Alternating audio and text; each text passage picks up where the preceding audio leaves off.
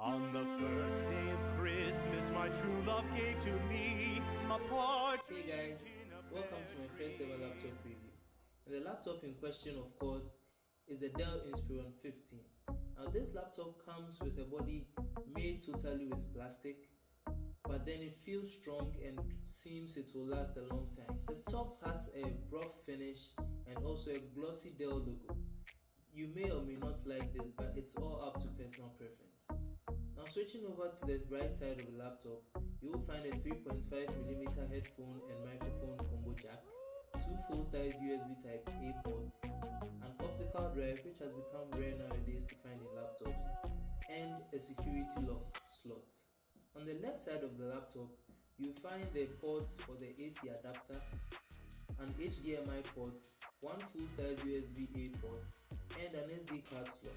Now, the only missing port here is an RJ45 or an Ethernet port. So if you are someone who would be using this in an office and would like a wired connection for faster internet, then you may be at a disadvantage with this laptop. Now let's open up the laptop.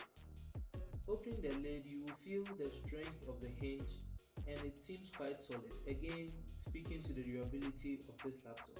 At the top, you'll find a 15.6-inch display, but we'll speak more about it later. Let's move down to the bottom where we find the keyboard and the trackpad.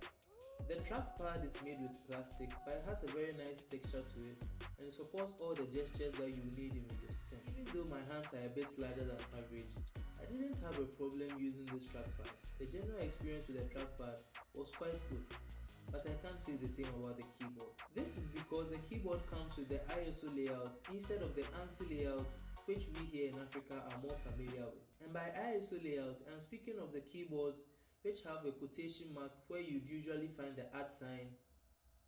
What just happened?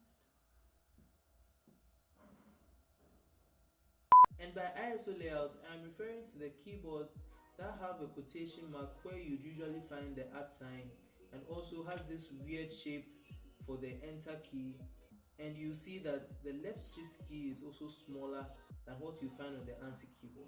So due to this reason, I found a bit of difficulty trying to type at my full speed, since every time I press enter, I'll be pressing a hashtag key, so it was quite difficult to use. But I think someone may be able to get used to it, but I wasn't able to get used to the keyboard, mainly because I was switching between keyboards throughout the period of testing this laptop. But maybe if this is your only laptop, you may get used to the keyboard, but then I didn't have a good experience with it at all. So now let's talk about the display. This laptop has a 15.6-inch LED display with a 1366 by 768 resolution. Now, how all these numbers translate into real-world usage is that you get a bright display that is not as sharp as what you find on even a phone. So you see that it also has very bad viewing angles. And by viewing angles, what I mean is when you are not looking directly at the laptop and you shift a little to the right or left or even top or bottom, you would realize that the display is changing colors and it's looking a bit darker. But an advantage to the LED panel is that it can get bright enough for almost any condition, except maybe bright daylight.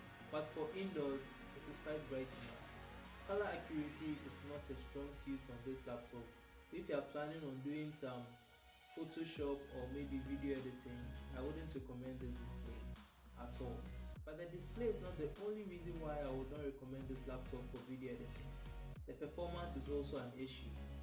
The laptop comes with an Intel Celeron dual-core processor with a base clock of 1.6 GHz that can go up to 2.4 GHz. So the ideal use cases for this laptop would be regular browsing and maybe typing, emailing, and low power consumption stuff.